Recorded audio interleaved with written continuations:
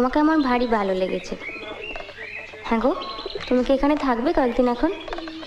যদি না তোমরা তাড়িয়ে দাও। থাকলে বেশ ভালো হয়।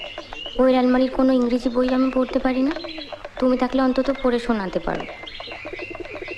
আচ্ছা, এই যে বললে বিহারীবাবুর সঙ্গে তোমার বিয়ের কথা হয়েছিল, হ্যাঁ। সেটা হয়নি বলে তোমার কোনো আফসোস হয়নি? ওমা, আফসোস হবে কেন? ভগবান যা করেন মঙ্গলের জন্য। তাই বুঝি?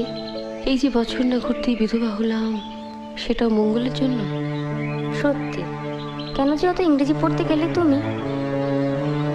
আবার ভাবো, তাহলে তো তুমি বরের কাছেই অন্য জায়গায় থাকতে, এখানে আসতেও না, আমাদের দেখাও হতো না। বা আমি এখানে থাকতাম, তুমি অন্য জায়গায় থাকতে। বা তা কেমন করে হবে? তোমার শাশুড়ি তোমার বরের সঙ্গে প্রথমে আমার সম্বন্ধ করেছিলেন, জানো? তাই বুঝি? তা হলো না কেন? ওই যে বললি, ঈশ্বর যা করেন মঙ্গলের জন্য।